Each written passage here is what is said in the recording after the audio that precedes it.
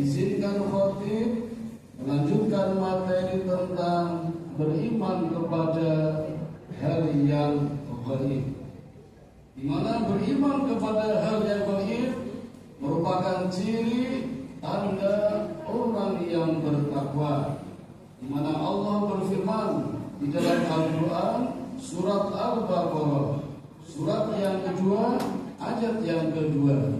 A'udzu billahi minasyaitonir rajim. Dzalikal kitabul la raiba fihi hudan lil muttaqin. Quran ini tidak ada keraguan, petunjuk bagi orang yang bertakwa. Ayat ketiganya, siapa orang yang bertakwa? Alladzina yu'minuna bil ghaib wa yuqimuna shalah wa mimma razaqnahum yunfiqun. Orang yang bertakwa adalah orang yang yakin iman kepada hal-hal yang gaib, yang menunaikan salat dan menafkahkan sebagian rezekinya. Jadi mengenal hal yang gaib merupakan satu dari tiga hal tanda-tanda orang yang bertakwa yang disebutkan di dalam Al-Quran surat Al-Baqarah surat yang kedua ayat yang kedua.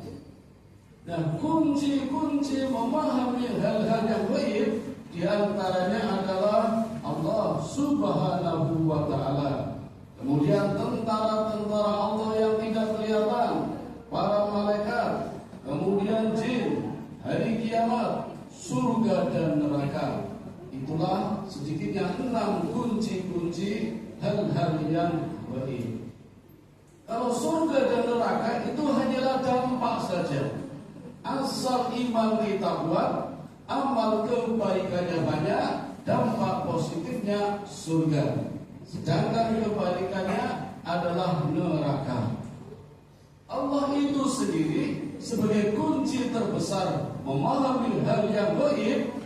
Setidaknya kita harus satu kehendak dengan Allah. Wahdatul iradah, bukan wahdatul wujud. Tidak boleh. Ada larangan memahami berpikir zatnya Allah. Tafakkaru fi khalqillah wa la tafakkaru fi dzatihi. Berfikirlah tentang ciptaan Allah dan jangan berfikir tentang zatnya Allah. Fatahliku pasti akan celaka. Maka pengalaman banyak orang yang mencoba-coba memikirkan zatnya Allah celaka. Dolim, kafir. Nabi Musa sendiri ketika penasaran dengan Allah, ingin tahu cahayanya saja, Allah mengatakan, ya Musa, cobalah lihat bukit itu. Kalau kamu kuat, maka engkau bisa melihatku. Baru saja menengok pada salah satu bukit yang bercahaya, meledak bukit itu, dan Musa terpental. Begitu saja Musa bertobat. Malaikat Jibril juga begitu. Ketika dalam perjalanan Mi'raj naik ke Sidratul Muntaha, malaikat Jibril berhenti dan mengatakan kepada Nabi Muhammad, ya Rasulullah, satu langkah saja aku maju, aku terbakar. Saatnya engkau maju sendiri menghadap Allah untuk menerima perintah sholat dan perintah amal kebaikan. Jadi kita tidak perlu memahami sampai zatnya Allah, cukup dengan memikirkan ciptaan Allah. Di antaranya adalah surga, neraka, itu yang kunci gaib. Yang tampak kita pun wajib mengimaninya. Amal-amal perbuatan yang kita lakukan, kita usahakan adanya wahdatul iradah, satu kehendak dengan Allah. Jangan sampai amal yang kita lakukan tidak dikehendaki Allah atau beda kehendak. Maka kita harus paham maunya Allah itu apa. Maka kalau kita bisa melakukan, menunaikan amal yang sama dengan kemauan Allah, wahdatul iradah, lancar, jaminannya surga. Begitu pula dengan malaikat, sebagai tentara-tentara Allah yang banyak kita kenal sejak dari SD dulu kita sekolah, bahkan TK, itu semuanya baik. Paling yang kita waspadai adalah malaikat atid, pencatat keburukan. Itu yang harus kita hilangkan, bersih amal-amal keburukan dalam catatan malaikat atid. Meskipun atid pun tidak sembarang mencatat. Kalau baru niat buruk saja, malaikat atid belum mencatat. Tapi kalau sudah berbuat jahat, baru dicatat satu keburukan.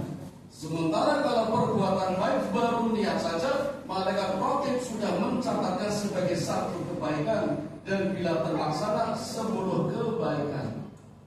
Itu hitungan malaikat raqib pencatat kebaikan dan atid pencatat keburukan.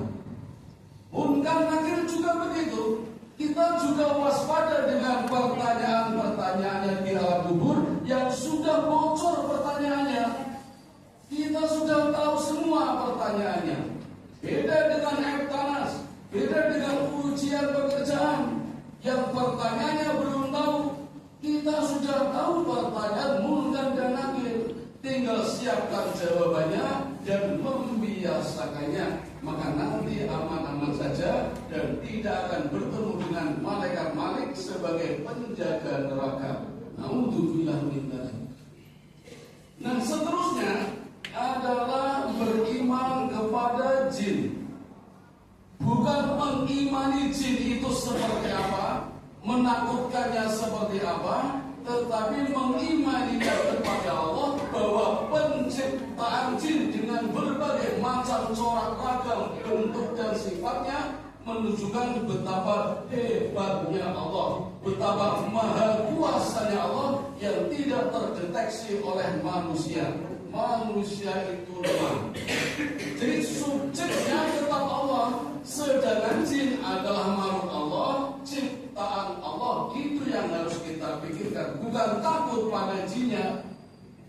Memang kita juga harus waspada. Beda dengan malaikat, jin pun harus kita waspadai, karena memang ada keburukannya.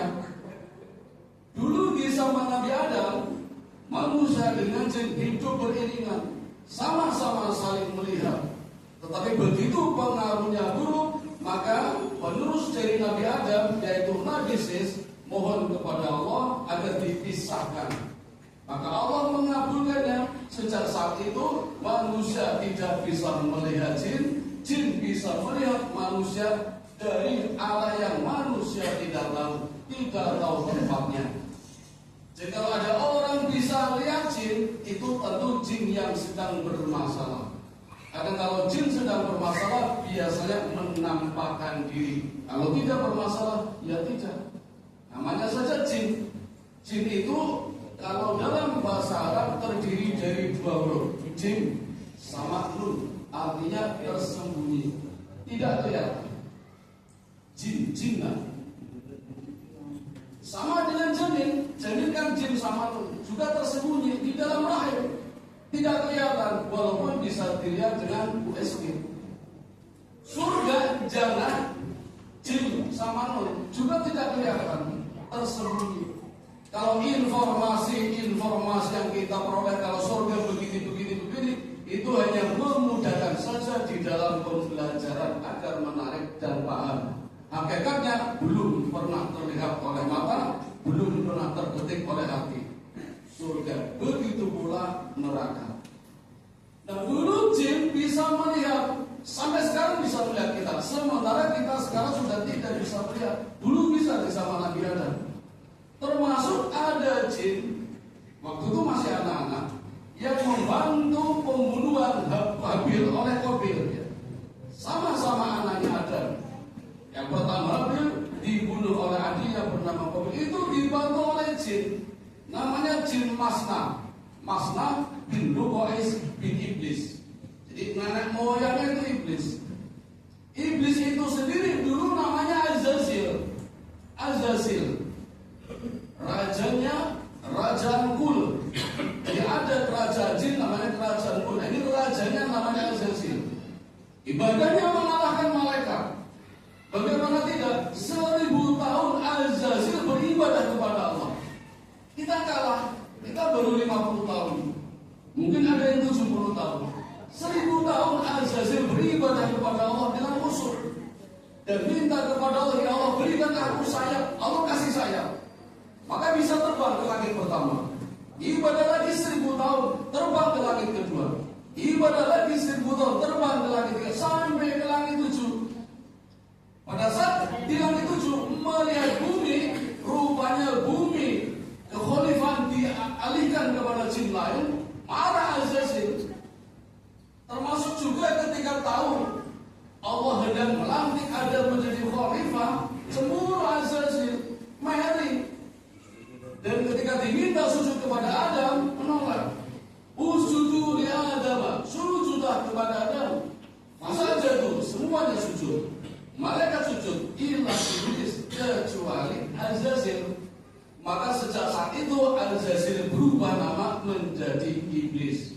Iblis itu sendiri adalah jin yang kafir. Nah, itu yang harus kita waspadai. Karena pekerjaannya membangkang, sifatnya takabur, sombong, itu jin kafir. Dan makanannya adalah sesajen yang kadang diletakkan di persimpangan jalan atau di bawah pohon. Anehnya lagi, ada orang beriman, ada orang Islam yang ketika hendak membangun rumah, kadang pasang sajen, pakai padi, pakai pari, kayak dibuntel-buntel. Kenapa harus seperti itu? Ada Allah, serahkan Allah saja, aman-aman saja. Gak perlu seperti itu, gak perlu takut, gak usah pakai seperti itu, gak ada masalah. Karena sesajen itu adalah makanan jin kafir. Jin juga punya makanan. Jin beriman juga punya makanan. Ada juga jin yang beriman. Dulu ada jin kafir namanya jin musfir. Jin musfir ini masuk ke dalam berhala yang bernama Uzza. Lalu berhala ini bisa bicara dan mencaci maki Nabi. Ketika jin musfir ini mencaci maki, ada yang melihat istri dari jin muslim namanya Ubhar bin Abhar. Ini jin muslim, Ubhar bin Abhar. Lapor kepada suaminya, suami jin, lalu mendatangi jin kafir tadi yang bernama musfir, lalu dibunuh. Nah, setelah membunuh jin kafir, lapor kepada Rasulullah, ya Rasulullah, aku sudah membunuh jin kafir namanya musfir yang masuk ke dalam berhala Uzza dan menjelekkan panjenengan ya Rasulullah. Nabi senang, Nabi berterima kasih, dan Nabi memberikan hadiah, mengubah nama Ubhar bin Abhar menjadi Abdullah bin Abhar. Itu nama jin muslim. Dan Nabi mengatakan jin muslim juga punya makanan. Apa makanan jin muslim? Tulang, sumsumnya, saripatinya tulang, yang ketika dimakan oleh manusia dengan mengucap kalimat Allah Bismillah, itu menjadi makanannya jin muslim atau jin beriman. Maka Nabi mengajarkan, Imam Syafi'i juga mengajarkan, ketika malam hari tidak perlu menyimpang sampah, bersihkan, bereskan, terutama tulang-tulang, karena itu menjadi makanannya jin. Kalau kita makan tulang ayam, tulang kambing, tulang sapi, dengan membaca Bismillah, maka tulang itu menjadi makanannya jin muslim. Tentu penglihatan kita berbeda, tidak seperti tulang biasa. Bagi mereka, masakan sedap yang berisi sumsum dan kaldunya, saripatinya. Tetapi kalau seseorang makan tulang dengan tidak membaca Bismillah, maka tulang tadi menjadi makanannya jin fasik. Jin fasik adalah jin muslim, tetapi tidak sholat, tidak puasa, tidak beribadah. Sama dengan manusia yang KTP-nya muslim, tetapi tidak sholat, namanya fasik. Seperti jin juga. Dan itu makanannya adalah tulang dan kotoran hewan. Namun itu tidak minta. Hadirin sekalian, apapun jinnya kita tetap waspada, jangan sampai tergoda oleh wujud lainnya. Maka dulu di zaman Nabi Sis, Allah memisahkan yang sampai sekarang kita tidak bisa melihat, sementara mereka dan bala tentaranya bisa melihat manusia. Demikian khutbah singkat tentang alam gaib, mudah-mudahan ada manfaatnya. Wa qur rabbil fir warham wa anta khairur rahim.